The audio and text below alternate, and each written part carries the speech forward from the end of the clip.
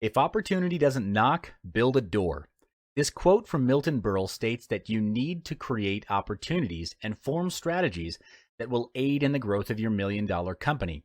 One way to construct a $1 million company is to identify a pattern and scale it to the top.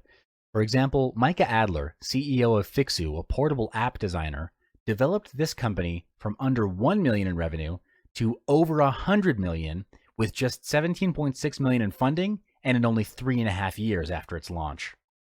Some startups begin without any monetization strategy, and that's rather risky if there's no long-term goal.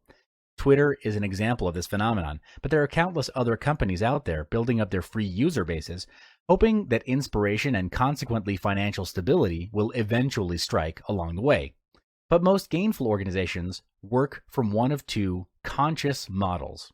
Either they pitch a ton of modest items to many individuals, or they pitch a couple of big ticket items to a more limited purchaser list.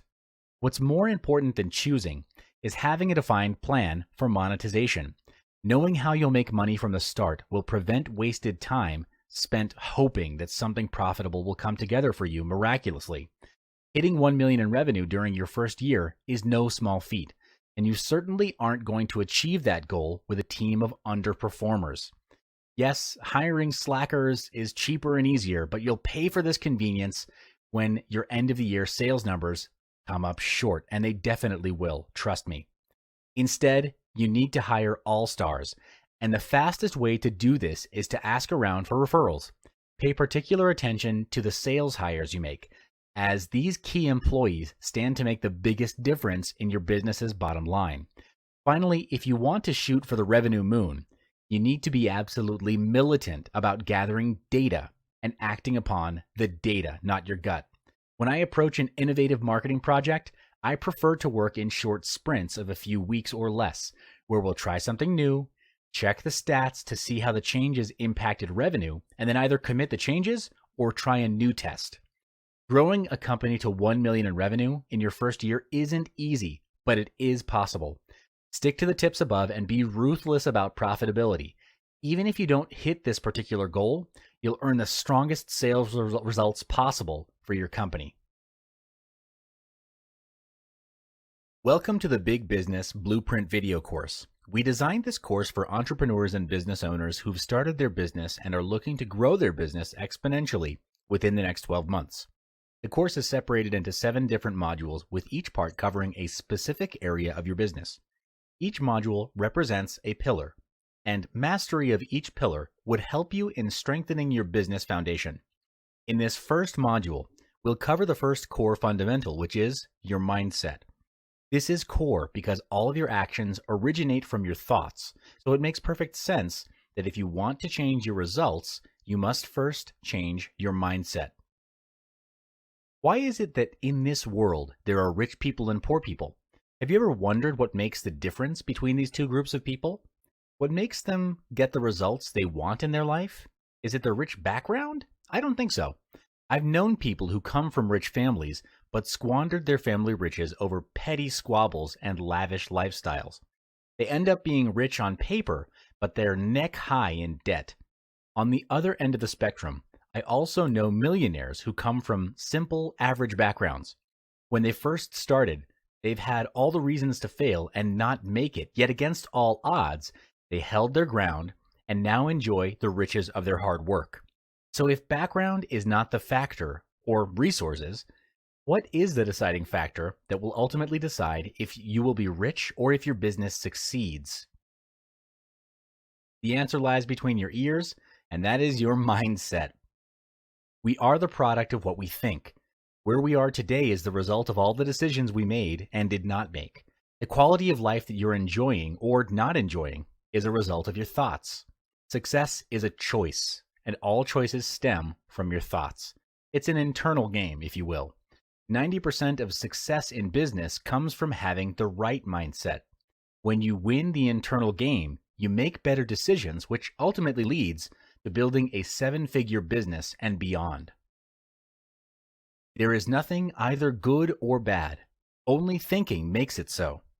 William Shakespeare. This quote means the way you see things determines if what happens to you adds or subtracts value. Is it your thinking that differentiates a mistake and a lesson? Yes. Therefore, if you want to change the fruit, you must first change the roots. If you want to change the visible, you must first change the invisible. Same goes for business. If you want to take your business to the next level, you must first change your mindset. There are 5 mindsets which, when practiced, form the basis for a 7-figure mindset.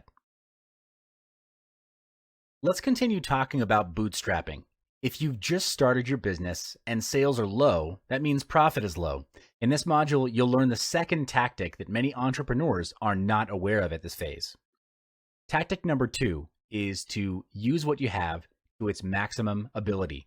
This translates into being resourceful. This tactic will save you hundreds and thousands of dollars in the long run. And trust me on this when I say it's worth the effort. Before starting my own business and managing a 7-figure company, I got my business experience from working in the largest fast-moving consumer goods company in the world. The company is now worth billions of dollars and has an annual target of one key business unit in the company of over 150 million US. Yes, it's big. Yes, it's huge, and the numbers are glorious, but I saw its Achilles heel. Its massive size was becoming its bane. There were too many processes. Staff turnover was high, and innovation was low. Our numbers were high, but actually we couldn't sustain it. Targets got higher, the market got more competitive, and the stress level of the company was getting more and more toxic. At some point, everyone was clouded with internal bottlenecks and putting out fires within internal departments.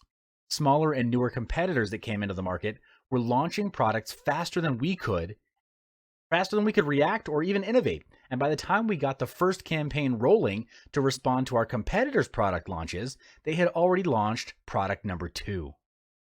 What was the difference? How could they launch at such speed?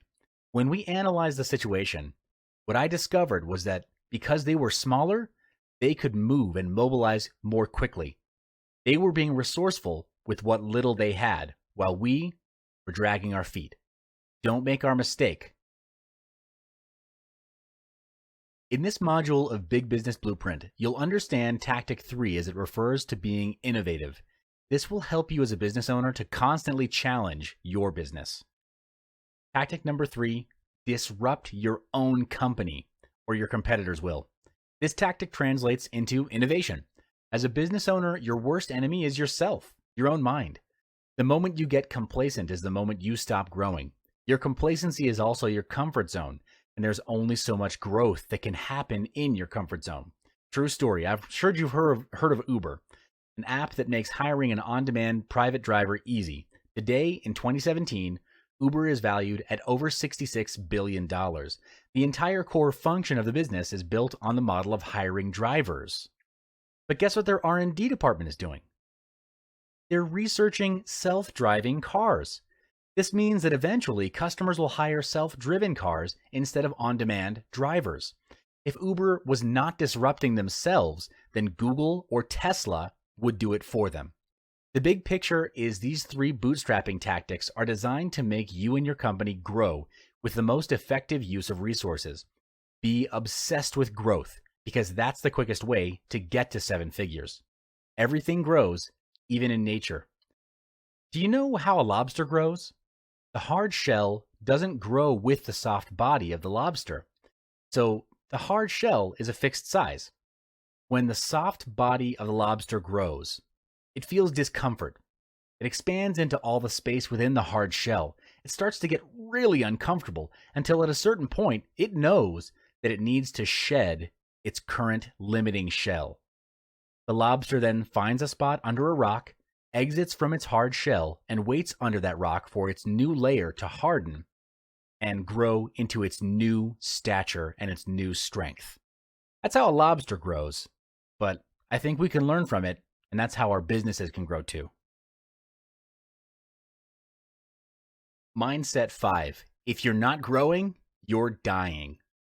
The only thing constant in this world is change, and to keep up with that change and stay relevant means you have to learn.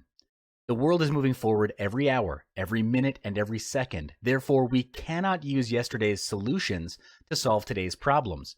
The same goes for mindset. You cannot achieve a 7-figure income with a 3-figure mindset. The gap is just too big. Therefore, you and your team need to commit to growing themselves, not just in their skill and talent, but also mentally, emotionally, physically, and even spiritually. You might be wondering why so many areas. Well, try taking one area out. Does the business or would your staff still be able to contribute to their fullest potential? For example, if you take physical growth and improvement out of the picture, you'll have all of the money in the world, but be ridden with sickness and disease. No matter the amount you earn, your health can never be replaced. And bear in mind, though, if you're learning the wrong things, whatever you do will be wrong. This is when unlearning comes into play. Unlearning is as important as learning. It's a process of setting aside all thoughts and beliefs that no longer serve your interests or your company in today's world. You might find it hard to change yourself or even your habits, but the only time you start to see growth is when you feel uncomfortable. You can never reach a new level if you remain in your comfort zone. It's easy to fall back to your existing mindset if you surround yourself with people who don't support what you're trying to do. If you want to grow emotionally, intellectually, and in business, you've got to make sure that you're growing in an environment surrounded by positive people. These 5 mindsets are the fundamentals to handle your business growth. You may add more to it, and that's fine, but make sure whatever mindset and beliefs you adopt function only to serve and empower you to do better.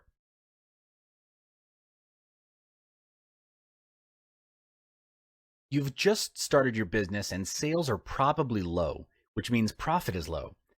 In this phase, you have 2 options. Either you grow the normal way or you scale fast. And to scale fast, you need to bootstrap. Bootstrapping means using existing resources to scale and grow the company instead of relying on external resources or money. This is beneficial to the business because bootstrapping forces you to think outside of the box and, in the end, realize there was no box to begin with. It's not the lack of resources that stops business owners from moving forward or innovating. It's the lack of resourcefulness that often gets them stuck. Bootstrapping is a situation in which entrepreneurs start a company with not much capital for their business, and bootstrapping is a way to ensure that that business has a positive cash flow. Many entrepreneurs understand the meaning of bootstrapping, that it's when a business borrows less money and the interest cost is reduced too. Bootstrapping is a steady way to begin compelling revenue and to support future investments by providing the business with a safety net for long-term cost management. This will also provide professionals with the peace of mind that they need to focus on building relations with customers and other professionals. Business people don't have to issue equity, and they can concentrate on obligation on individual sources. With bootstrapping, entrepreneurs can't really experiment out of their forte. The first tactic is done is better than perfect. Too many fumble at this phase. They believe that they need to do the best, have the best, and be the best in order to launch a ground-shaking, heaven-splitting, pioneering product. But that's not required. You don't need to be great to start, but you do need to start in order to ever be great. Best is an illusion. Perfection is an even bigger illusion. From my experience, the pursuit of being the best is a fear of rejection, and too many focus on what other people will say. To get started, just get started. Get cracking. Put a time frame and have the product launch within that time frame. In business, if your product is an innovative product, you want to launch it before your competitors leverage off the first mover advantage. This advantage captures the first slice of the market pie, and when done right, it can establish either your position in the market or theirs. Which one do you want? Being perfect will kill your business and your idea because the key insight is this: version 1 is better than version none. Mindset 2. Identify the big plan. Complementing your big mindset is having a big plan. Having a plan is crucial as it gives you clarity as to your priorities. To do this, on a piece of paper, write down everything you want to be, do, and have. Who do you want to be? What do you want to do? And what is it that you want to have? You may also list this down specifically for your business. Don't think, just write. Assume that money is not an issue, and if you write it down, it will be successful. So go all out for this. Pause this video, take 15 minutes, and do it now. Yes, now. Next, look at your full list and cross out goals that mean little to nothing to you personally. What I mean by that is if it doesn't excite you, move you, or scare you, cross it out because it would do little to nothing to challenge you to grow. At the end of it, you have a list of goals that truly mean something to you, and these goals are completed successfully. If they're completed successfully, your growth will be a quantum leap. To bring these goals into reality, set a time frame for that goal to be accomplished. Goals and dreams that are not acted upon are just wishes, or words and pictures on a piece of paper at best. For example, your business goal is to grow the business by 30% by setting up 3 more branches within 9 months' time. This is a measurable goal that has a quantifiable growth and a time frame for it to be achieved within. It's important for all of your goals to be quantifiable so you know your measurement of success. Next part is to take massive action. In the pursuit of taking action, you need to be mindful and self-aware of your actions. Are your actions effective and efficient? Are these actions taking you closer or further away from your goal? Track your daily actions in a productivity planner for greatest effect.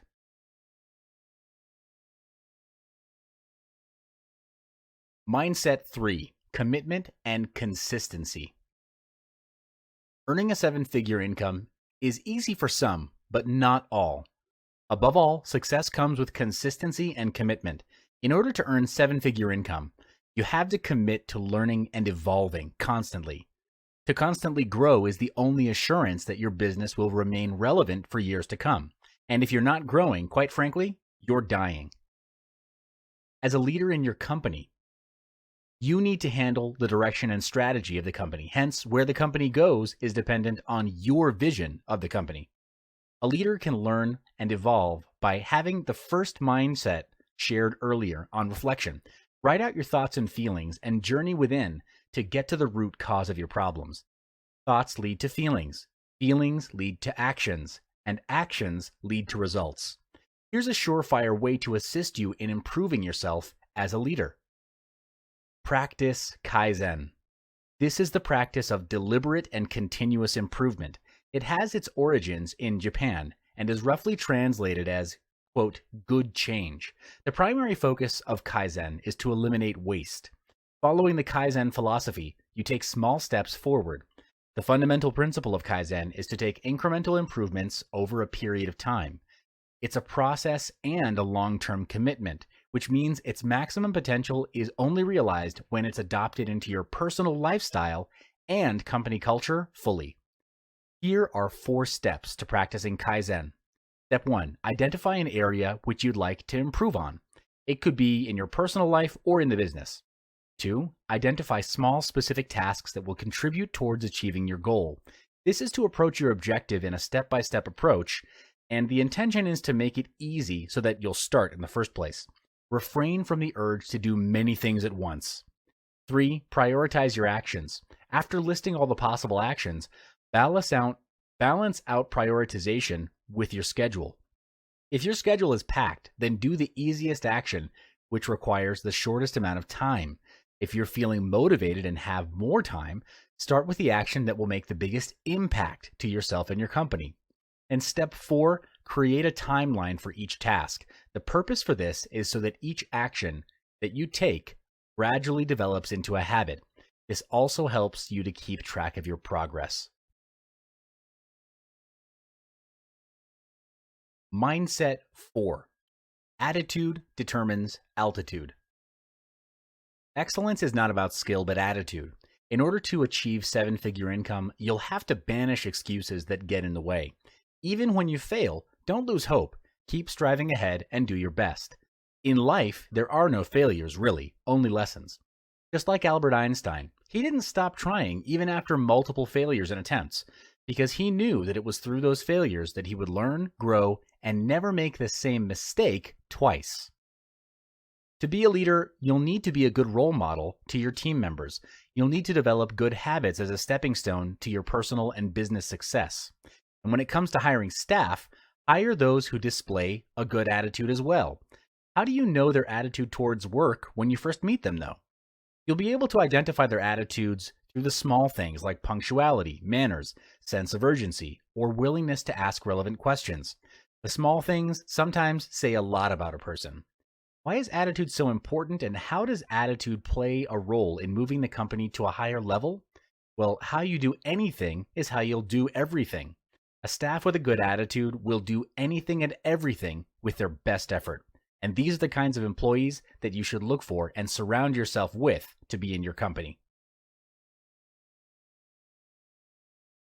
The first tactic in generating profitable offer ideas is by having a vision. Before starting with any ideas, you must first start with your vision. What's the vision of your company? Your vision is what will be the guiding light for all of your ideas to take shape, because you can come out with as many ideas as you want, but the question is, could you really execute all of them? Well, time as well as resources to execute the idea, all of the ideas, are limited. There are only 24 hours in a day, and only so much of financial resource to go around that you can leverage, which means you want those ideas to be congruent and aligned to your vision for the company. You'd go bankrupt, and you'd waste a lot of time in executing all of the ideas you have. Therefore, it's crucial to have a vision that you can focus on that will give you a clearer understanding on what it is that you ultimately want to achieve. To help you in generating your vision, try to ask these fundamental questions. What is your why? Why is this business important to you? Why did you start the company in the first place? Why this and not something else? These are all important questions which will give direction to evaluate which idea is most suited to your company. Take a moment, pause the video, and answer these questions. Don't worry about having the best vision, because in our previous module, we learned there is no such thing as best. The most vital component is to identify what resonates with you. Thousands of people have taken up their hobbies and turned them into successful businesses. So think of your why now. For instance, Tim and Nina Zagat, who launched the Zagat Surveys, a publishing empire that sells restaurant guides for many major USA and European cities. In the early 1970s, the Zagats were high-priced corporate attorneys who had the passion of dining out. For fun, they created a newsletter which they distributed to close friends to rank popular restaurants in several categories. Each year, the newsletter encompassed more restaurants, and in the end, the couple began charging money for it to reduce their expenses, as it became so time-consuming and actually cost them money to produce. Identifying your interest and what resonates with you is important, because when you or the company is faced with a tough situation, your passion and commitment to that vision will push or pull you through. So pause this video, take 20 minutes, and answer those questions. Welcome back. Did you get your vision nailed down? It's okay if it's version 1, because version 1, again, is better than version none. In this module, we'll be looking at your target audience in order to give more focus in generating your ideas. With your vision, the next question is, whom are you serving? This would be your target audience. If you don't know who you're serving, then you'll be serving everyone, who ultimately makes your company confused, and the allocation of your resources will not be effective or efficient. It only projects lack of focus. You need to know, who are they? Why them? What are their needs and wants? What problems are they facing? This is important because one of the ways you add value is, in most cases, solving problems. How well you solve your customers' problems is in direct relation to how much your target audience will pay. For example, if you're planning to operate a restaurant, focus on the theme of the restaurant. What type of food will you want to serve? And also the price range. This will set your standards as well as setting your niche, and inevitably pull the supposed audience in your favor. When you've gotten a clearer picture of your audience, next is to seek and establish relevance to them. How would your company, products, or services help to solve their problems? Write down as many ways as you can think of. Those ways are now your prototype of your company, products, and services. Your next task is to then test it out and seek for proof of concept. You do this by selecting the one product that would solve the biggest problem of your audience. Put it out into the market by doing research and asking your audience if they would buy it and actually start selling it. Collect the money, and then you create the product. Yes, sell first, collect the money, and then create the product. Now, if you're thinking that that's tricking your customers, well, it isn't. There have been too many companies that create the product first and only then find the target market to sell to, which, I mean, to me, it's insane. These companies would pump thousands of dollars into product research and development only to find out that it's not even what their customers want in the first place. So avoid wasting your resources and time and prove the concept with money, their money. This method is called failing forward fast. The process is this. You want to get an idea quickly that solves the biggest problem of your target audience. Ask if they would buy it, sell it to them, get the money, and with that money, you go to a manufacturer and make the product. Now, of course, you would have settled all the gaps required in between, like actually having a manufacturer on standby, a prototype product, a sales offer, discount for early buyers, and a registered company so that you're legal. If you don't have any of these, then yes, you are involved in a scam, and you should rethink your strategy. The reason for failing forward fast is so you can get the key insights to come out with a version 2 of the product. You also need to sell and collect the money up front because sometimes what your audience says they'll pay and what they actually pay is different. The moment of truth is when they reach into their pockets and actually hand you the money. That's when you know you've found an initial product worth investing your R&D dollars into. Mindset 1. Self-awareness. Self-awareness is the conscious knowledge of one's own character, feelings, motives, and desires. It's how you view yourself from a third party's perspective. For example, when you set for yourself a sales target and you feel fear of achieving it, thinking that it's impossible to do so, then self-awareness at this point would be to acknowledge that you're fearful and start to investigate inwardly to understand, why is there fear of growth? Does it stem from feelings of unworthiness or something even deeper? Having awareness creates the opportunity to make changes in our behaviors and beliefs because we're able to catch disempowering behaviors before they even become a part of our identity. To develop self-awareness, it starts with listening inwardly to your emotions, thoughts, and feelings.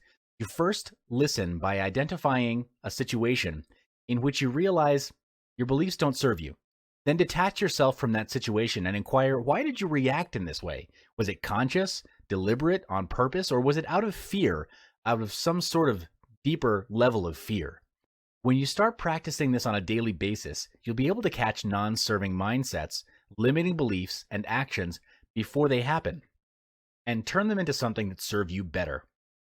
Self-awareness has 3 aspects: self-control, self-reflection, and self-beliefs. You need to gain mastery over each aspect as a foundation to a bigger mindset. The first aspect is self-control. It's the ability to control oneself in terms of our emotions, our desires, and how we react to other people's behavior, especially in difficult and heated situations. The ability to exert self-control is called willpower. Heard of the quote, "If there's a will, there's a way"? When your willpower is strong, you'll be able to bring your team and company to a higher level and find a way out of challenges and adversities. Next is self-reflection, which is important for self-improvement. This is the part of acknowledging your wins and giving yourself feedback for improvement. To do self-reflection, at the end of the day, sit down in a quiet area and reflect on what happened in the day. Was it your biggest lesson of the day? Something you can remember that was outstanding? Did you end the day as to how you intended it to be? Were your daily goals achieved? If not, why do you think it was not achieved? What you can then actively do to prepare for tomorrow and make things better is think. What can you actively do to prepare for tomorrow and make things better? Throughout this process, write your thoughts and suggestions on a piece of paper and have them as your personal or company goals. When you're setting your goals, be honest with yourself. Set goals that you're able to accomplish and strive to improve yourself day by day. This also translates into your company goals. The third aspect of self-awareness is self-belief. This is you believing in your talents and abilities with uncompromising conviction. This is very important because if you don't believe in yourself and don't believe that you're worthy of success, you'll be trapped in a self-fulfilling loop of self-sabotage. Here's a true story, and you've probably heard about this before, but lottery winners go broke within less than a year of collecting their winnings. If you do a web search on lottery winners who went broke, you'll see an extensive list. But why is that? It's because they weren't prepared to receive such a huge lump sum in one go. How big your business grows is proportionate to how big your mindset is. In order for your mindset to grow big, you must first discard your limiting beliefs. Take a look at your current belief system and ask if these beliefs are still serving you, or are they limiting your potential to be better. Discard any beliefs that do not serve or hold you back, and install new beliefs that push you forward. Remember that you and your business will only grow as big as you do. So grow yourself and your mindset to be colossal. Welcome back to the Big Business Blueprint. To recap, we've learned how to generate profitable ideas offered. In this module, we'll be focusing on how to raise the capital for your business. In the world of business, capital represents the fuel for your business to run efficiently. If your business needs a bigger engine, you'll be needing bigger capital. A bigger capital will drive your business towards your desired destination. In other words, your goal, your financial goal. To do this, it will include loans for working capital, purchasing machinery, hiring more staff, or even refinancing existing loans. Plus, if you're trying to restructure your company's debt, refinancing your company's debt can assist you by freeing up some cash in your business for working capital and expansion.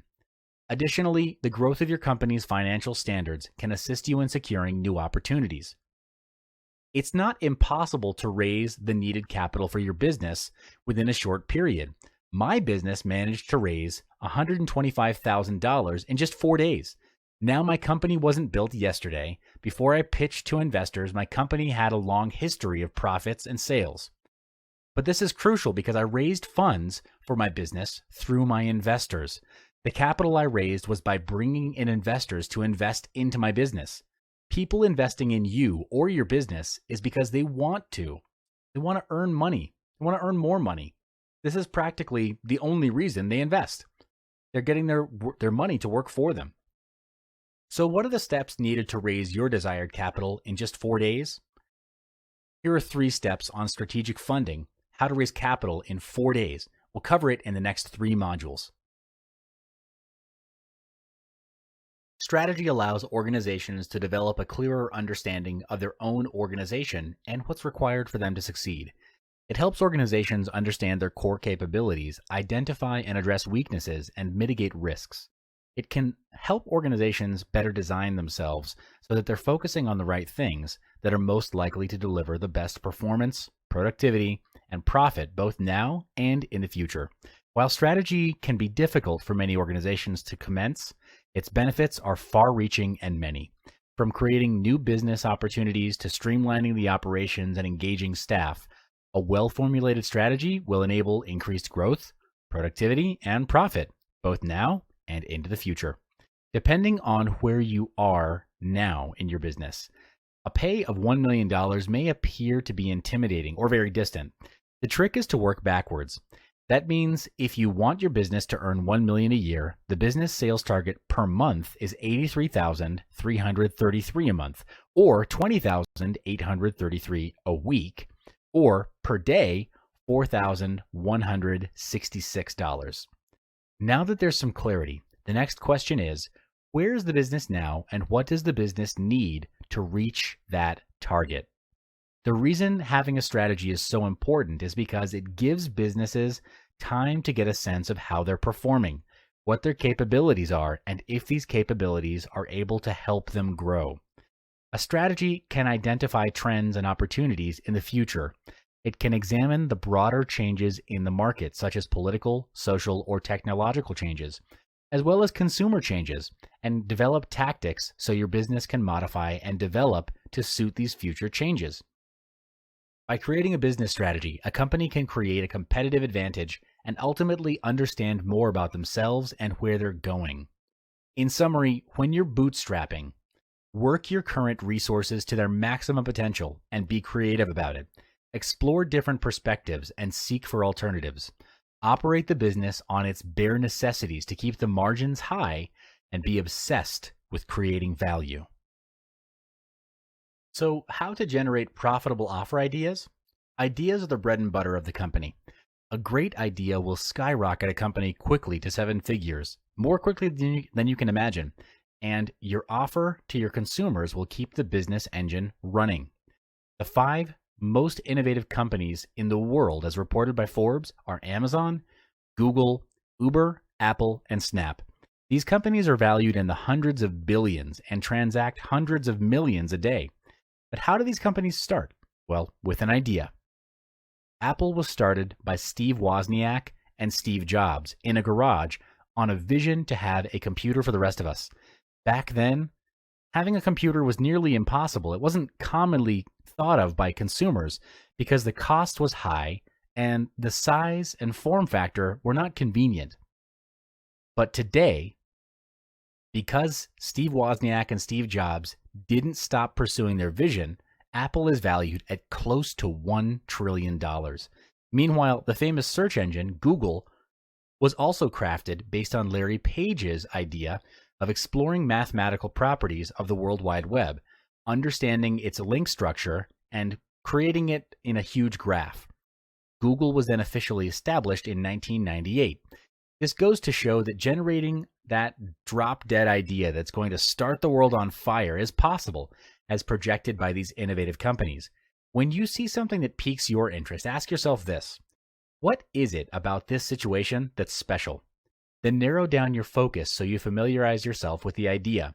However, before generating your ideas, there are certain steps to be taken into consideration to ensure that your thought processes are in line with the outcome that you want to achieve. These tactics will ensure the effectiveness of generating your profitable offer ideas, which will be discussed in the next module. The following tactic to generate profitable offer ideas is to do a brainstorming session on product ideas. Ideally, your brainstorm should be with max 5 people because too many people dilutes the quality of the brainstorm session. Imagine 30 people in a room doing a brainstorm.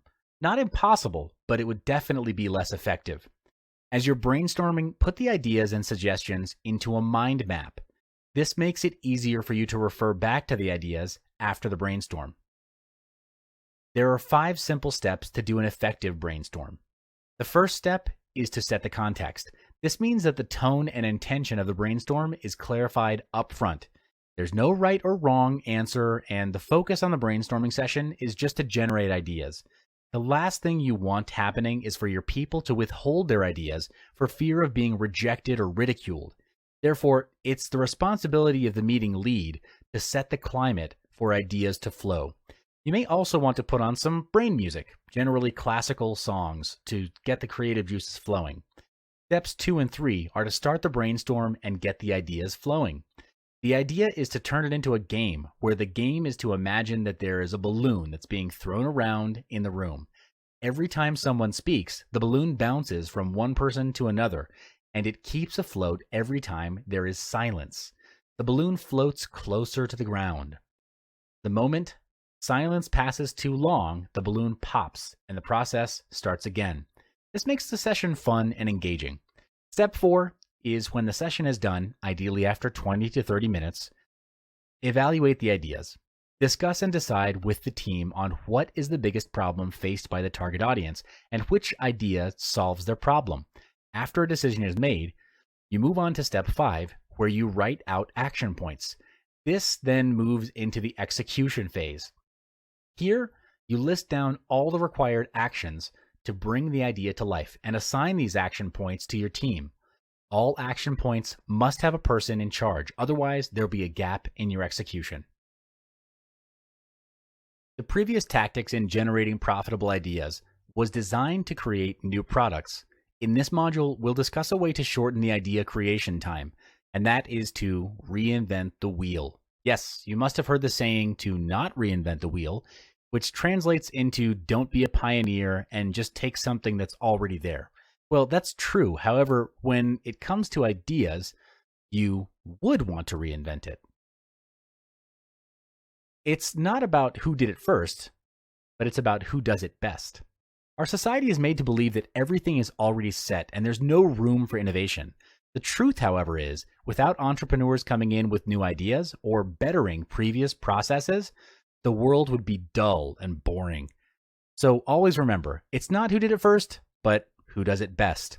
And if you're fortunate enough to become your own business leader, you'll get an idea of where you need to reinvent yourself so competitors don't catch up on you. Remember to take the leap. Sometimes you just have to jump and take the risk to see if your ideas are worthy in competing in the current market. You'll never know unless you try. For instance, Mark Zuckerberg, the founder of Facebook, started off his days as a student in Harvard University, where his idea eventually gained popularity and then traversed the universe. It's very easy to lose focus when you feel you have odds stacked against you, and competition will always be there. So might as well just do it. We'll have more in-depth discussion regarding this tactic in the next module, so I'll see you there. So this is the second part of how to generate profitable offer ideas tactics, reinventing the wheel specifically. Reinventing in this context means taking an existing idea, stripping it down to its bare components, and then finding its key lever points and making it even better, even faster, and easier. The intention is to question the current ways of solving problems and getting things done. Just because it's always been done this way doesn't mean that this way is the best way. For example, the house rental market has been rather straightforward. You rent a house by entering into a contract with a landlord that decides the duration of rent and cost of rent with other terms and conditions. This has been going on for ages. Then you strip down all the components of this practice, which in this case is the landlord, tenant, rental, terms and conditions, contract, and home. You'll have the individual pieces that you then need to piece it together to create a new picture. So there would be questions like, what if the tenant was the landlord? What if rental was shorter and more affordable? What if I didn't need to book expensive hotels during my holiday? What if I could meet new people along the way? Breaking down these components is exactly what gave birth to Airbnb. If you don't know about it, Airbnb is an online marketplace where people can lease and rent short-term accommodations. This covers a wide range of vacation homes, apartments, homestays, hotels, and hostels. Today, Airbnb is valued at $31 billion. Just amazing. There are many more ways that you can use to generate ideas, but don't get caught up with finding the best way. Just pick one and get it done with. Remember that version 1 is always better than version none. Step 3, execution of plan. After you start getting the investors to invest in your business, it's time for you to execute them together. So you have your plan, you've joined an investment club, and now it's time for you to sell your ideas to your fellow investors. However, it's imperative for you and your investors to be on the same page. Your investors will need to evaluate your ideas together to reach for your business's desired goal. It's advised that you start your plan as soon as you acquire the fund, regardless of the amount. When your business is making profit, people will naturally be more willing to invest in you. Always remember that profit is the key. It's better than revenue, a profit margin. Profit is everything. This explains why your investors will only be interested in your business's profit, not your revenue. While executing your plan, keep a journal or report about the execution and the outcome of your plan. This will aid as a reference for any future investment plan. Keep a record of the profit made as proof. A successful story will boost your credibility and status. In the future, this will increase the confidence of other investors to invest in your business. And finally, it's time to repay your investors. At the end of the day, you should begin repaying your investors once profit has been made. This is to reduce the negative impact felt by your investors after investing into your business. If you're keeping track of your outcome in your report, You could include a section compiling the feedback of your investors. Feedback and testimonials help boosting other investors' confidence to invest in your business. It's imperative to repay your investors over the money what they have provided you. Ask yourself, what do you think would happen if you fail to reach the standards you've set up with your investors? What would happen if you do reach it and delayed their share of the profit? How will that reflect on your business opportunities in the future? It's simply because no one would want to do business with an incompatible figure. Your reputation is at stake. Surely, you want to retain the connections you gained with your investors. They're the ones that will help you in your future business planning. In the next video, we'll be discussing how to scale and quadruple your income by using the capital you raised in this phase. Welcome back. In this video, we'll be focusing on how to scale and manage your business. You'll also be looking at how to gain exceptional levels of income in the long run continuously. Excellent businesses have an edge which allows them to get ahead of the race. This advantage is called timing. Timing is the ability to select the precise moment for doing something for optimum effect. In this case, timing is the ability to gauge how much time you or your team need to get certain things done. You'll come to a stage where your schedule has reached its maximum capacity, and you'll need to balance your time between looking for new business versus having quality time with the people who matter to you. For example, if you have a new project which has a very set fixed deadline, how do you manage the allocation of work among your team? Do you simply delegate all of the work using a top-down method? Or do you take a really good look at the work required for the project and instead adjust the work needed and shave off things that don't need to be done? At this stage, you'll have gained some insights on how to generate new leads and manage existing clients. Instead of engaging in a one-man show, a better approach will be to set up a team to execute delivery while you focus on generating sales, marketing, and generating new leads, pitching, and networking. To do that, you need to be working on your business rather than in your business.